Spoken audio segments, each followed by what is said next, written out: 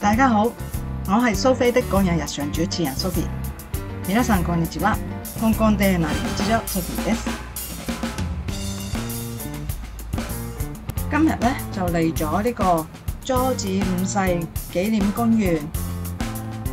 呢個公園位於廣敦道同埋佐敦道交界嘅，出邊好熱鬧嘅，係好嘈嘅。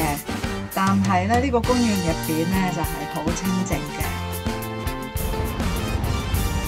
點解我過嚟呢度咧？係啦，因為有導演喺度。Hello， 導演，大家好啊！今日咧我就請到 Ray 導演、Ray Young 導演，係呢個從今以後 All Shall Be Well 嘅導演。佢咧就之前就拍過一條片，係呢個叔叔。點解我哋今日過嚟呢度嘅咧？因為係呢個公園咧係呢個叔叔嘅 location 嚟嘅，所以就特登過嚟呢度啦。多謝導演，多謝多謝。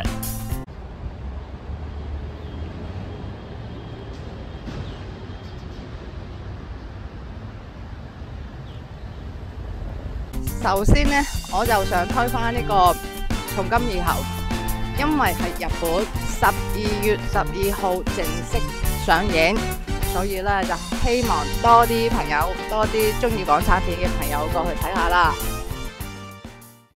1、2、3，紅綠燈。過馬路1、3。啊！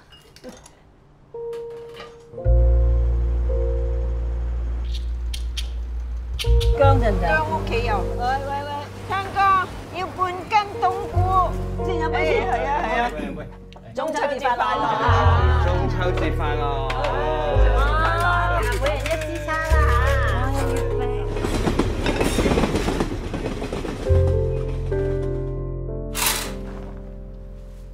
嚇。Angie，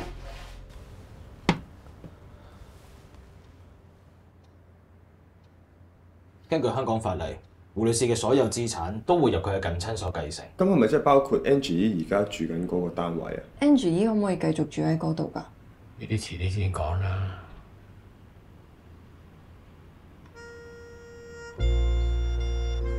親人喺前排，朋友排親人後面。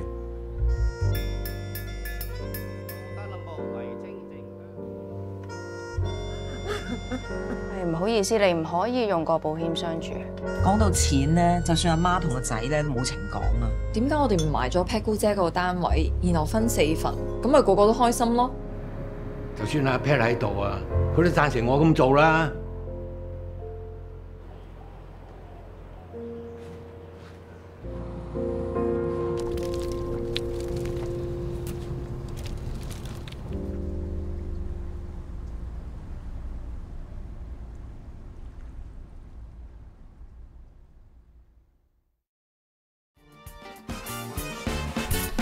咁啊，先問一問呢個從今以後先。首先咧，呢個 title 從今以後 All Shall Be Well 係咪中文同埋英文拼埋一齊先至係一個完美嘅 title 咧？其實唔係嘅，兩個都係唔同嘅。從今以後咧，其實咧就係想講翻啦。一個喺香港咧，如果你係一個異性戀者，你結婚咧，你講從今以後咧。其實咧就係有法律效應嘅，即係從今以後，我想將你娶我為妻咁樣樣。我哋從此嘅日子點點點，咁係有法律效應嘅，因為呢個就係喺香港嚟講叫做 marriage vow 結婚嘅誓言。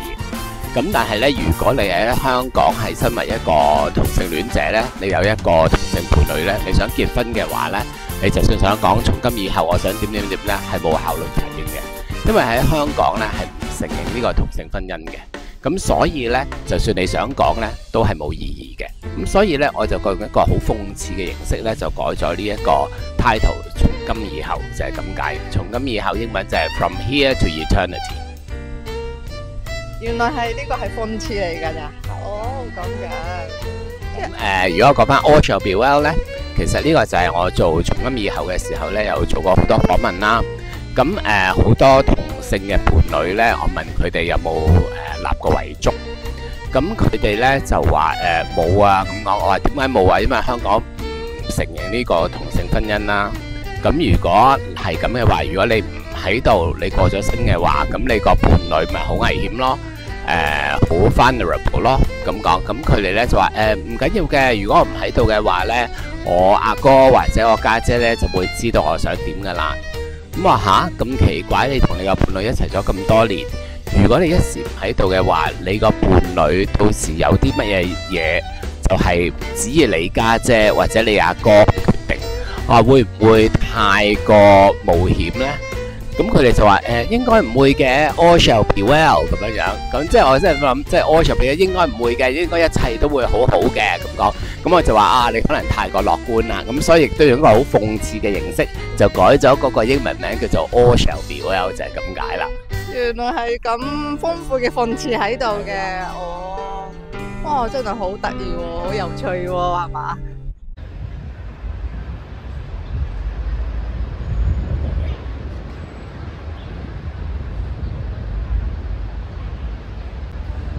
好，我首先問一問先，點解揀咗呢一樣嘢作為題材呢？因為之前叔叔都係同性戀者嘅story 啦，呢部都係即係叔叔就係男性啦，呢部就係女性啦，連續兩部都係關於同性戀者，尤其是年紀比較大嘅同性戀者嘅 story 啦。咁啊，我就睇到資料呢，就係叔叔呢本身係有個原著噶嘛。呢部有冇原著嘅咧？定係淨係相信係你個自己個經驗啊、朋友啊咁樣咧？其實講翻啦，其實咁我本身咧都係有搞香港嘅同志電影節咧，亦都搞咗20年嘅啦。咁亦都係一個為咗同志平權爭取嘅人啦嚇。咁所以咧呢一個都係我嘅使命嚟嘅。咁香港其實個電影歷史好悠久啦，但係其實同志電影咧係好少嘅啫。來來去去我哋講嚟講去得個20-30部咁樣樣。咁所以咧亦都希望咧可以增加多一啲咧同志題材嘅電影。咁講翻今次從今以後咧，其實嗰個題材咧來自於咧我喺2020年咧嗰陣時去咗一個講座。咁個講座咧就係講香港嘅 LGBTQ 群組佢哋嘅遺產問題嘅。咁就係因為嗰個遺產問題，我先前講過啦，冇呢個同志婚姻啊咁樣樣啦，咁所以咧其實咧，如果你個伴侶咧就會好受到威脅嘅，如果你唔喺度嘅話，咁嗰個講者咧就講咗幾個 cases 咧，就係同從今以後咧嗰個case 差唔多嘅。咁我咧就問佢可唔可以訪問嗰啲人，咁訪問咗佢哋之後咧，就決定寫呢個題材啦，因為佢哋我覺得呢個題目好少講及。咁同埋咧，亦都好值得我哋去講，咁所以咧就寫咗呢個故事。好，即係導演自己寫出嚟嘅。係啦，呢個咧我睇完之後咧，覺得即係雖然係好沉重啦，但係呢一樣嘢會係好容易發生到自己個身上，或者自己個身邊嘅人。唔單止呢個同性戀者啦，個遺產個處理方式，即係。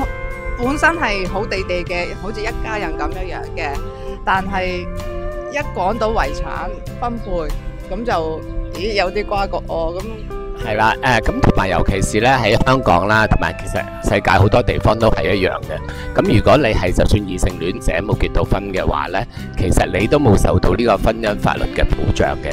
咁如果有一個萬一唔喺度嘅話咧，佢個伴侶咧其實咧都可能會失去晒所有嘢嘅。同埋亦都係講緊其實電影講緊家人啦，何為家人？家人究竟係乜嘢呢？係咪一定係同你有血緣最親就係家人呢？定還是一個由頭到尾咁多年嚟都陪伴住你、支持你嘅人，嗰個人先至係你家人呢？咁其實都係探索下呢個問題咯。係啦，我 feel 到呢一樣嘢，所以先至係覺得都幾沉重咯。因為 last Angie 好似係睇開咗 ，Angie 睇開咗，但係我睇唔開啊嗰時。睇完第一次睇完 ，Angie 點解可以放得低嘅咧？咁樣樣。咁因為一齊咗咁多年啦，同埋我覺得最後佢覺得最重要嘅咧，就係佢咁多年嚟咧同阿 Pat 嗰一段感情咧係被認同嘅。咁同埋咧，佢係阿 Pat 由頭到尾咧都係有佢嘅 best interest 啦，即係諗住佢嘅，一直都為佢着想嘅。咁佢當佢發現咗呢啲之後咧，咁佢係可以釋懷到咯。咁其實我覺得人生好多嘢雖然係好重要啦，但係始終都係身外物啦。最重要嘅嘢都係你知道同你一齊相處咗好多年嗰個人，佢係一直都係中意你同埋諗住你。我覺得嗰一個 memories 咧回憶咧係最重要咯。係啊，咁有咁豐富、咁深刻嘅 memories 喺度，先至係 Angie 都係可以放得低噶嘛。即係我睇咗幾次，跟住點解 Angie 可以放得低呢？點解佢可以睇得開嘅呢？自己諗咗先，就係覺得都係愛，即係 feel 到對方真真正正有個對你真正嘅愛，先至係可以放得低。哇！呢個真係我而家講嘅都係即係起緊雞皮嘅咧。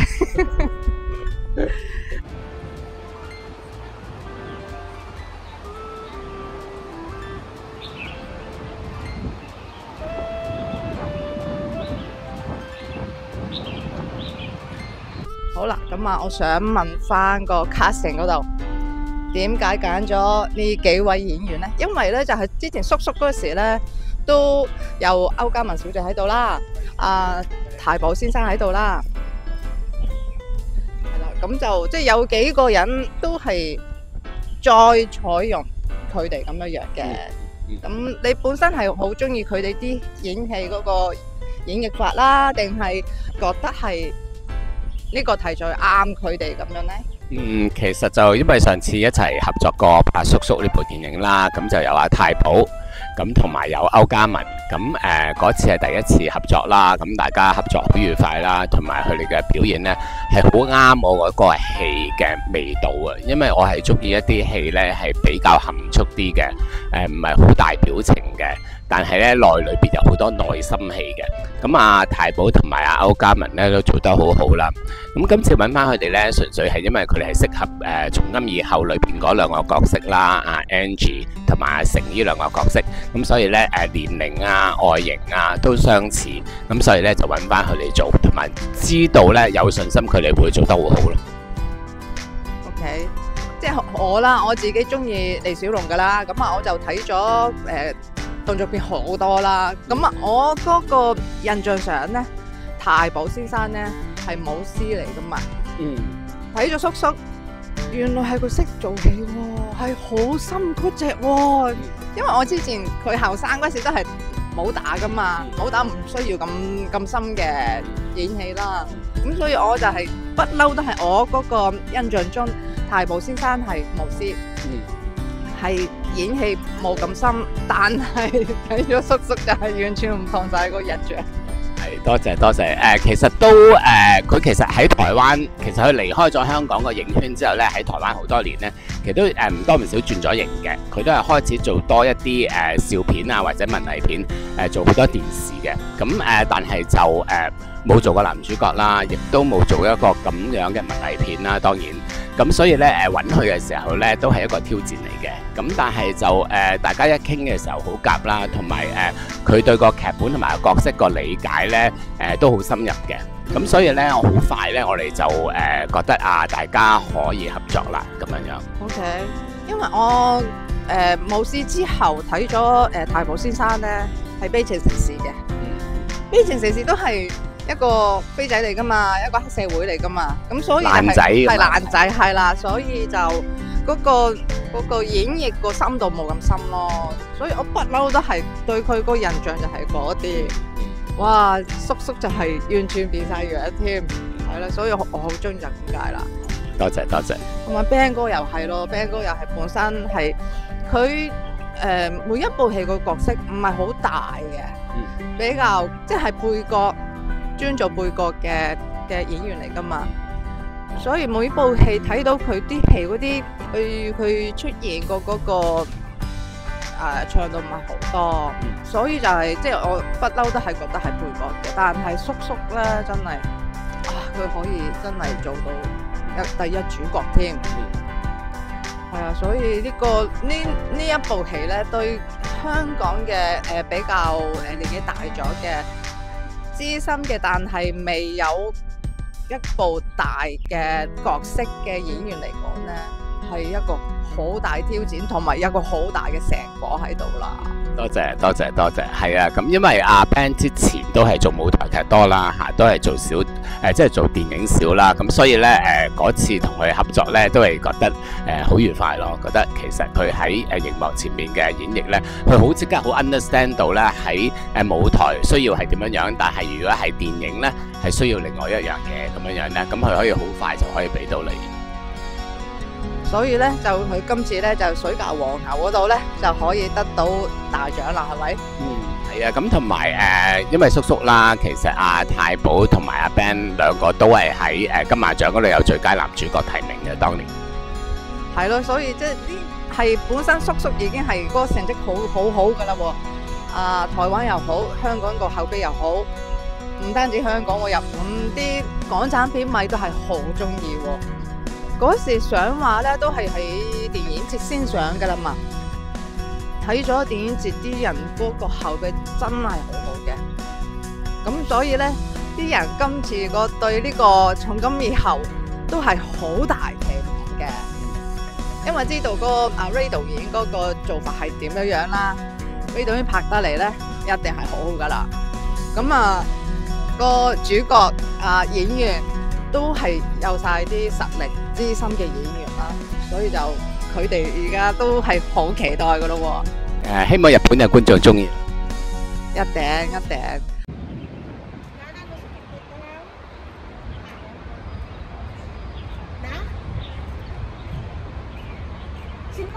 有冇地方可以做到朝聖嘅呢？其實從今以後咧都係喺呢度附近咧。我哋呢一個佐敦附近呢，有個公園嗰度有拍過嘅，即係有一場阿美同埋阿 Angie 兩個坐喺度傾偈啦，咁嗰度係可以大家去睇下啦。咁但係另外一度呢，就係西貢啦，西貢碼頭咁，因為佢哋嗰度呢上船啊，阿 Angie 去嗰度去思念翻阿 Pat 啊，去翻花啊嗰度，咁嗰度喺西貢碼頭呢，嗰個碼頭好靚嘅。嗰個原來係西貢碼頭嚟嘅。係啦，嗰度都好靚啦，係啦，同埋 Angie 成日都帶住黃色嘅花嘅，咁係阿 Pat 就中意黃色花咧。係啦，咁我哋就係設定咗咧，其實嗰個黃色花咧係有一個意義嘅，咁但係就喺我平時寫劇本之前咧，我都會每一個人咧都人物咧都有一個人物小傳嘅。咁如果你睇嗰部戲嘅時候咧，裏邊有一個情節咧，就係話 Angie 以前後生嘅時候咧，就去咗加拿大嗰度想結婚嘅。咁但係後尾佢就決定都唔好啦，因為佢都係好掛住阿 Pat，咁就飛翻嚟香港。咁喺嗰個人物小傳嗰陣時咧，就講阿 Pat 咧喺機場接佢嘅時候咧，就係攞住一紮黃色嘅玫瑰花嘅。咁呢個咧喺戲裏邊係冇出現嘅，但係咧兩個演員知道咧呢個黃色玫瑰花對佢哋嘅重要性，咁所以咧佢哋每次一講一個黃色嘅玫瑰花咧，對佢哋兩個個角色嚟講咧係一個會心微笑嚟嘅。好 sweet 喎，OK。我講翻嗰個即係頭先嗰個西貢碼頭散花咧，當日個天氣係好暗嘅咯喎，即係有少少落雨係嘛？咁嗰個係特登揀過嗰個天氣啊，定係咁啱嗰日就係嗰個天氣咧？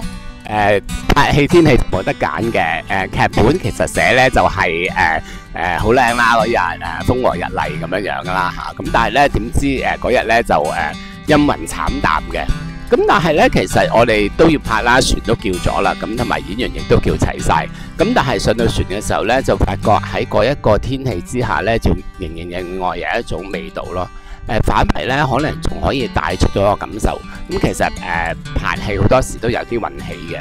咁就正就係因為咁樣嘅天氣咧，我覺得令到嗰一場戲咧就更加感人，同埋更加 touching，就係因為嗰個天氣啊，嗰個顏色啊，係更加幫到嗰個戲出現。係咯，即係本來嗰個 plan 同埋天氣完全唔同咧，有啲唔同嘅感覺。反而嗰個感覺先至啱，咁樣都會發生。其實我哋都係同樣啦，喺從今以後咧，最尾嗰一幕咧，咁阿 Pat 同埋 Angie 咧喺個涼亭嗰度傾偈咁樣啦。咁其實咧嗰一幕原本嗰個劇本寫咧都係話風和日麗嘅，天氣好好嘅。咁點知嗰日咧又好大雨啦。咁然之後咧，我哋就原本咧都係佢哋唔喺個涼亭嗰度嘅。嗰部戲佢哋係劇本，佢哋係喺嗰個湖邊嗰度一齊傾偈嘅。咁但係我哋都想拍，但係到揼到濕晒啦兩個，咁冇可能兩個女人無端端會企喺個湖邊喺度揼雨仲傾偈咁樣啦。咁就叫咗佢哋喺個涼亭嗰度休息。咁但係時間已經遲啦，嗰日已經天暗啦。咁我哋一定要拍，咁冇辦法啦，不如就喺涼亭嗰度拍啦。咁點知一拍咗出嚟嘅時候呢，嗰個感覺好好咯，仲更加覺得佢哋兩個人喺度避雨嘅時候呢，更加有一種好 cosy、好溫暖嘅感覺，好似出邊風大雨大，但係而家佢哋兩個人一齊喺呢度嘅時候呢，好似揾到一個避難所，就係兩個人之間嘅感情咁。咁亦都好代表到佢哋兩個嗰一個關係啊，因為咁多年嚟其實喺香港同志呢一樣嘢都係好唔接受啦嚇，亦都要經歷有好多困難咁，但係佢兩個可以仍然一齊到終老咁樣，咁所以我覺得反為咧就反映到嗰個story 同埋你嘅關係更加好咯。係啊，好同意啊！真係嗰個景嗰個線咧，喺初頭係背脊噶嘛，個背脊嗰兩個背脊已經係好溫暖啊，好 sweet 嘅，我好中意咯。即係我覺得咧，好過係正面拍嘅。背脊可以有嘢傾同埋有嘢講噶嘛，所以我覺得係嗰個先係好好咯，好靚我覺得。初頭即係開頭都係佢哋兩個係行過水潭嗰個中間嗰條橋嗰度嘅，都係背脊開始傾，背脊開始接，哇！真係好靚咯，我覺得好 perfect 啦。多謝多謝多謝。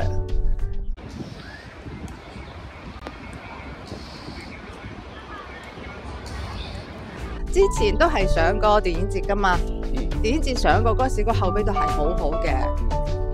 咁中意港產片嗰啲日本 fans 都係睇翻香港啲口碑係點樣樣，咁佢哋就知道啦。